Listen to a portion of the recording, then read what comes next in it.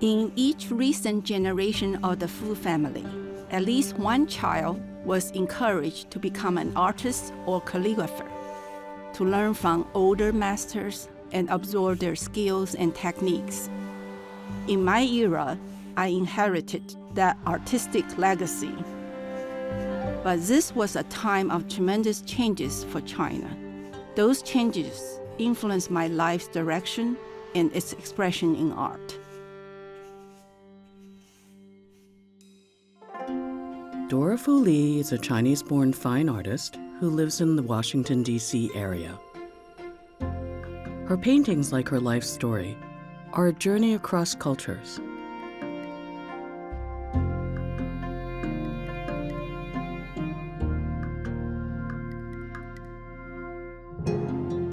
Dora was born in Beijing in 1929, the second daughter in a family of 6. As a child, she absorbed the traditions of a Chinese aristocracy that no longer exists. The Fu Cha clan, Dora's ancestors, were a noble family, one of the most powerful families of the Qing dynasty. Her immediate family members were direct descendants of Empress Xiao Shen Chun, the wife and empress consort of Chen Long, the Qing dynasty emperor who ruled China from 1735 to 1796.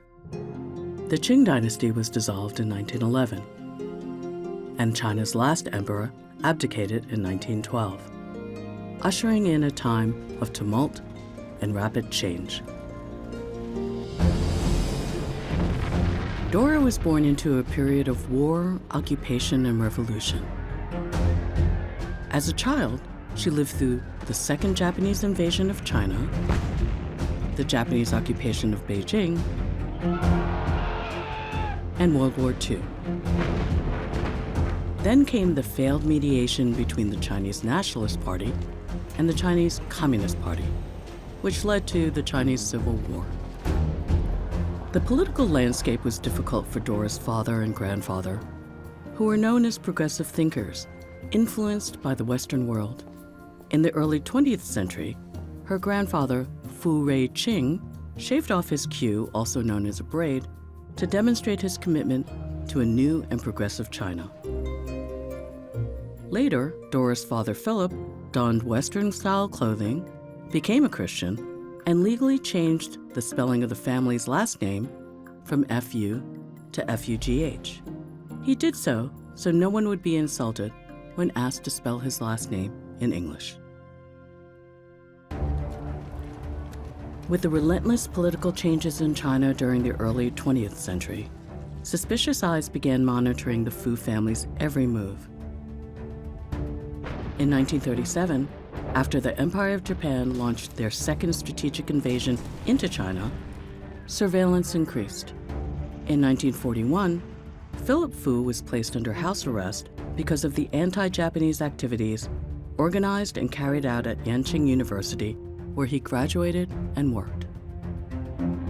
On the same morning that the Japanese Air Force bombed Pearl Harbor, there was a hurried knock on the brass door knocker at our front gate. It was a group of uniformed soldiers from the Japanese military police headquarters. They informed Father that he could not leave our house without their permission. From that day forward, until the end of the war, Father lived as a prisoner inside our gates. In those days, the Japanese military police would randomly come to search our house and take Father to their headquarters for interrogation. Every time he was taken away, we never knew whether he would be beaten, tortured, or whether he would come back alive.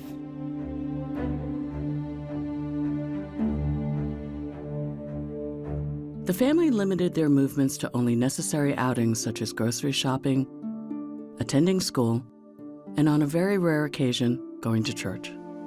Despite these challenges, the Fu family was able to create a peaceful, almost serene home life.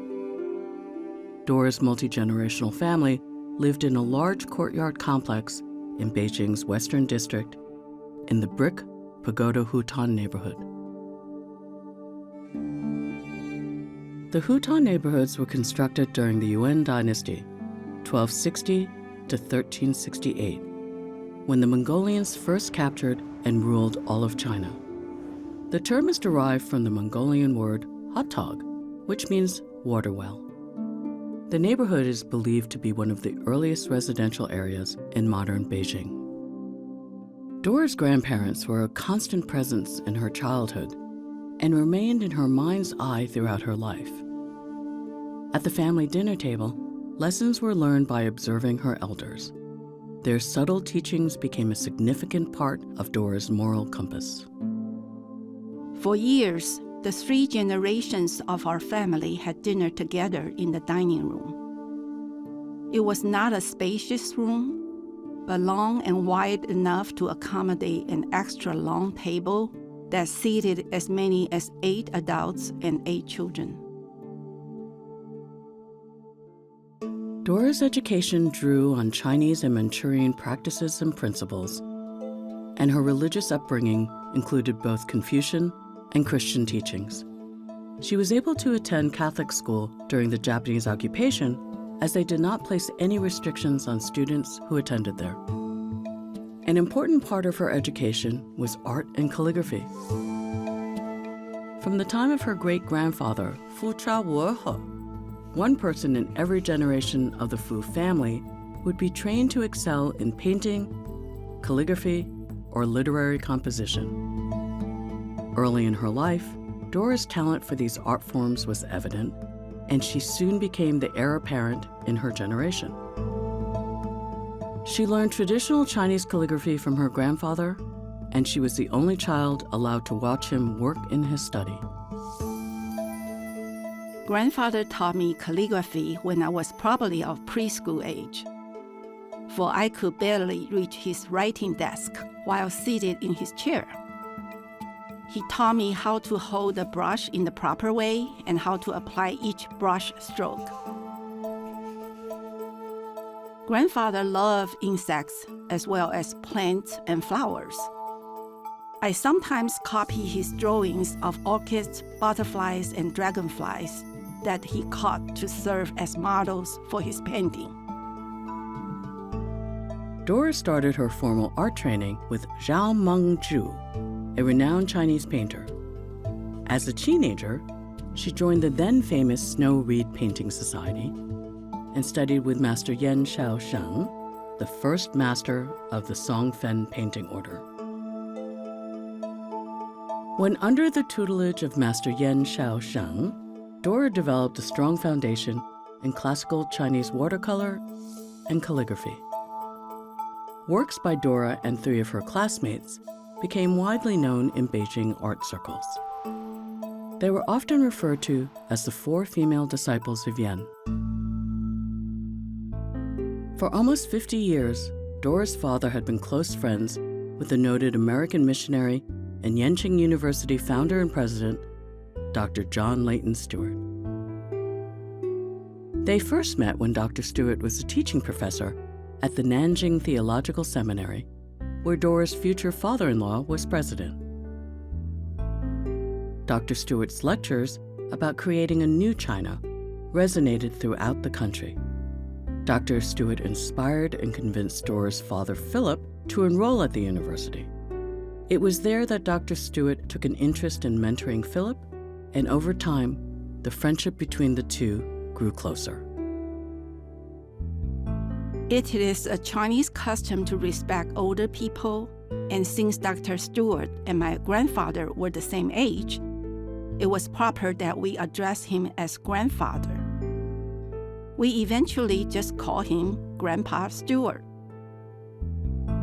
Dr. Stewart was appointed U.S. ambassador to China in 1946, and Philip Fu became his confidant, aide, and advisor. But then in 1949 came China's Civil War. Philip realized that his work with Ambassador Stewart put not only him, but his whole family at risk. 2 of his daughters were already in the United States. Dora's older sister Aileen was studying in New York, and her younger sister Helen had married an American soldier and was living there with his family. Philip began to make plans for the rest of the family. they would have to leave the country at different times to avoid any suspicion and confrontation. In 1949, Ambassador Stewart and Philip left China for the United States, settling in Washington, D.C. The Fugh elders, Dora's grandparents, decided to stay in their home in Beijing. Her grandfather did not want any of the family to leave China. However, it was for their own safety. So for the time being, Dora remained in Beijing with her grandparents. My mother told me that my grandfather had refused to leave their home.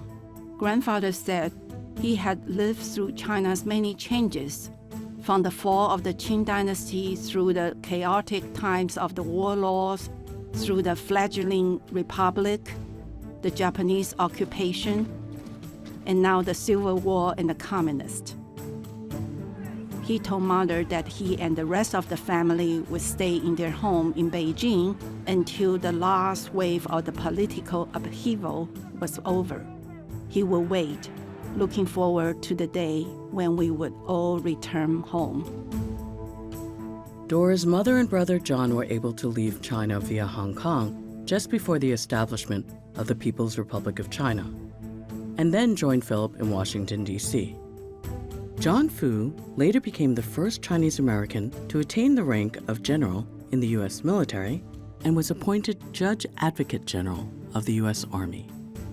Dora's own journey took a different path. Earlier, during China's Civil War, Dora met Richard Wen Han Lee. Her father, Philip, was a friend of Richard's father, Dr. Handel Lee.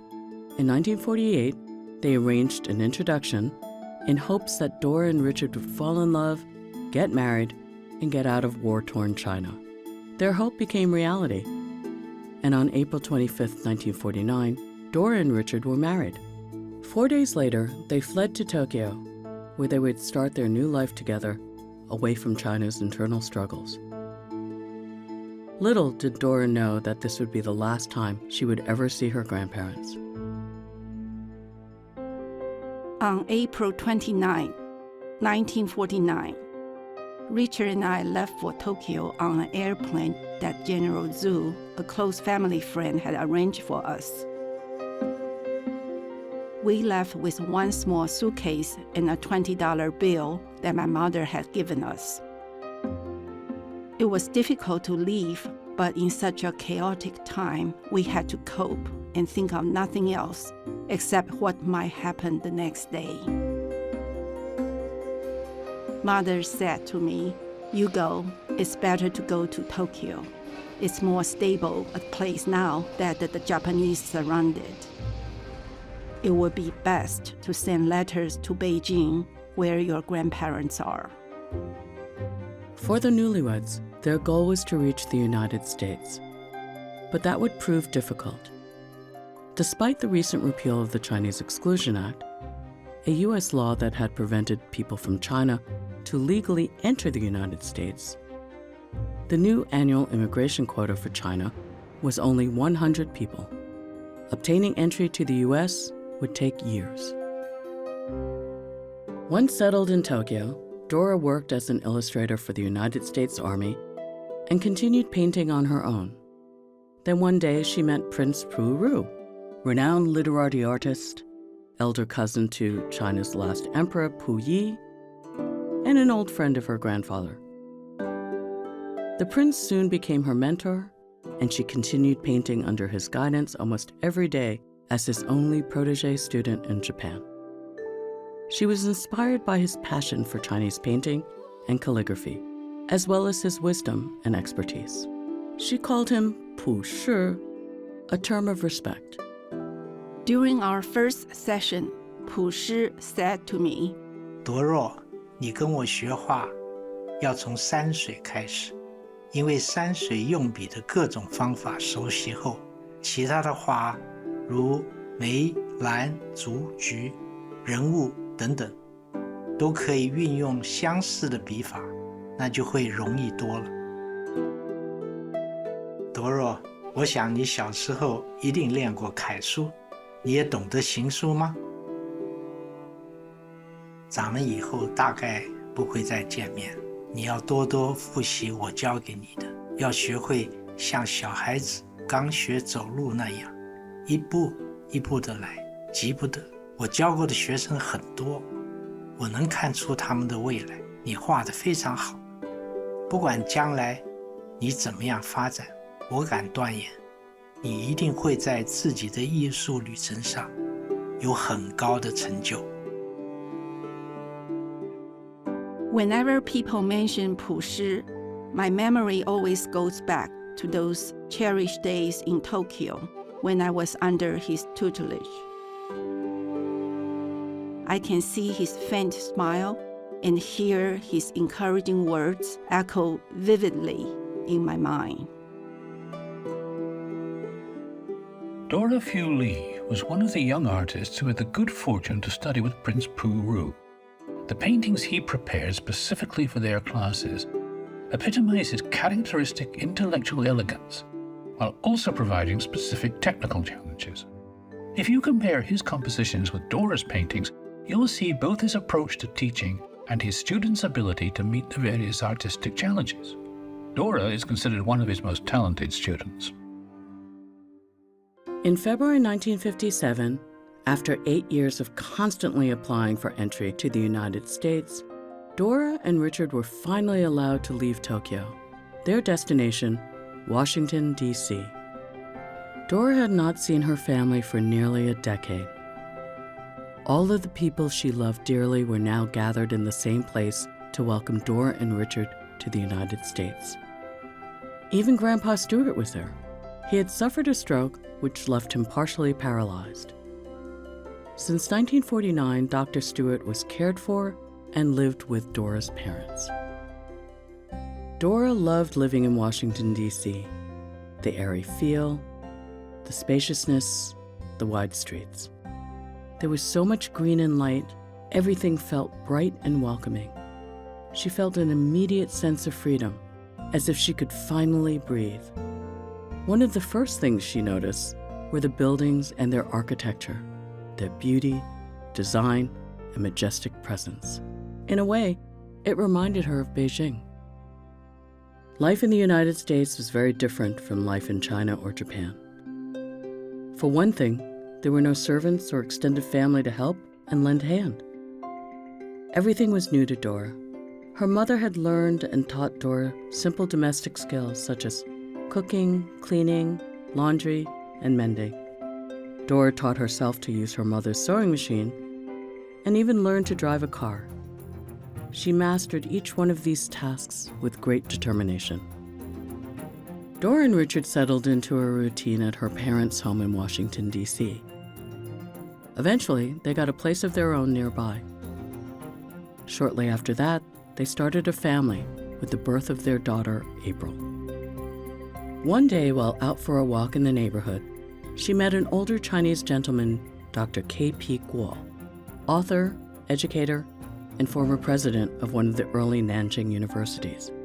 He knew her family back in China, as well as her mentor, Prince Pu Ru.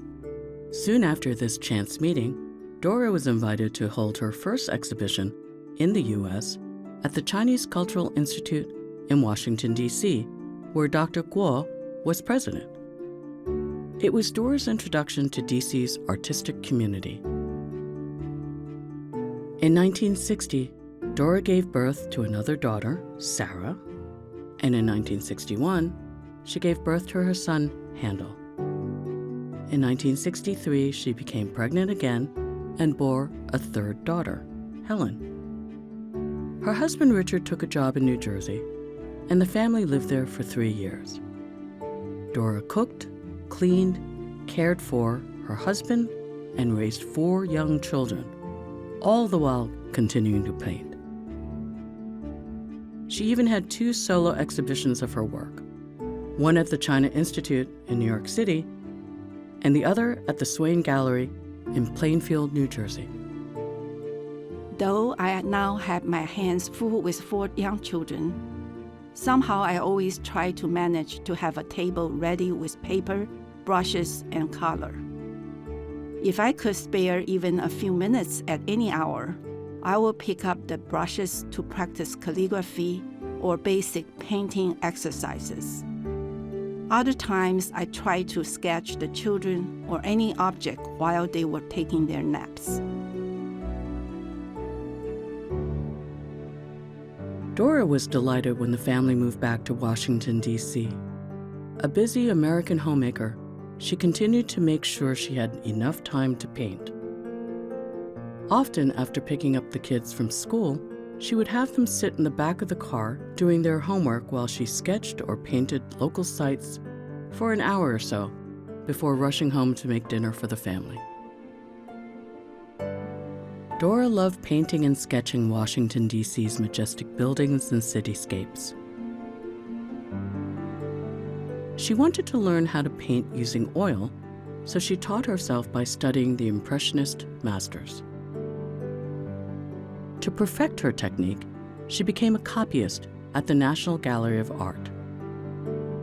And she painted while her children were in school. As her experience grew, Dora's work began to get noticed in DC's art circles. She never stopped learning and took oil painting and sculpting lessons from the world-renowned Italian artist Pietro Lazzari. As Dora's reputation grew as a fine artist with an enchanting and unique style, people began to purchase and collect her art, first from the Stoneman Gallery and then from the Franz Bader Gallery. Gallery owner Franz Bader played a key role in her recognition and acclaim in DC's artistic community and national fine art circles. Washington Post's art critic Benjamin Forgey reviewed Dora's 1983 showing at the Franz Bader Gallery. Her watercolor technique combines the controlled freedom of Oriental brushwork with a knowledge of Western painting. This deft mix of urban subject matter and an unusual technique, graceful brushwork, sometimes reinforced with quick strokes of the pen, a very liquid medium, luminous colors, and the surface bounce of unpainted paper showing through, produces highly personal and thoroughly enjoyable city views. By popular demand, Dora found herself teaching. At first, she taught friends by giving private lessons in the basement of her home. She then taught watercolor and calligraphy to small groups and went on to teach calligraphy at George Washington University and traditional Chinese watercolor painting at the Smithsonian. She taught out of a Bethesda home, which was largely devoted to family life, but with a basement studio of her own. My lessons would be taken with 3 other ladies who were also interested to learn from her, and we met very often thereafter. It was the warmest atmosphere in which to learn from a great teacher, someone deeply knowledgeable, but also with a natural gift for teaching and an aesthetic and a love of Chinese painting which was supreme. Dora was invited to show her work in numerous cities. She had dozens of solo exhibits throughout the United States, Canada, Western Europe, and Asia. She received more than 50 awards for her watercolor paintings, calligraphy, and sculptures. Dora's work covers many subjects. However, a recurring theme is the cityscape architecture of Washington, D.C. Since leaving mainland China years ago, Richard and I have lived in many places. Most of these places were merely locations, and their impressions on us soon faded after we move on to another place. But Washington, D.C., with its graceful architecture and rich history, intrigues me more and more each year that I live here. My fondness for this city has grown into an enduring love for it. As often as I can, I try to make a record of the most beautiful and meaningful buildings by painting them. Dora's work is part of the permanent collections at the Smithsonian Institution's National Portrait Gallery, National Museum of Asian Art, the Smithsonian Castle, and the National Museum of Women in the Arts. Her paintings also hang in renowned institutions and private collections around the world. Though Dora Fugh Lee uses traditional Chinese materials, brushes, ink, silk, and paper, and continues to draw upon traditional Chinese themes, she paints Western subjects with an awareness of Western traditions. The results are exciting and extremely personal. From this fusion of two cultures, Dora has created a style that is entirely new and may well be indicative of what is yet to be another chapter in the history of Chinese literati painting. Dora began to slow down in her 80s and stopped painting at the age of 90. Although she no longer paints, she continues to practice calligraphy. In her art, as in her life, Dora Fugh Lee bridges East and West, traditional and contemporary, disciplined and free-flowing, in an elegance that is singular and uniquely her own. To learn more about Dora Fugh Lee and her work, please visit the Heritage Series website at www.heritageseries.us.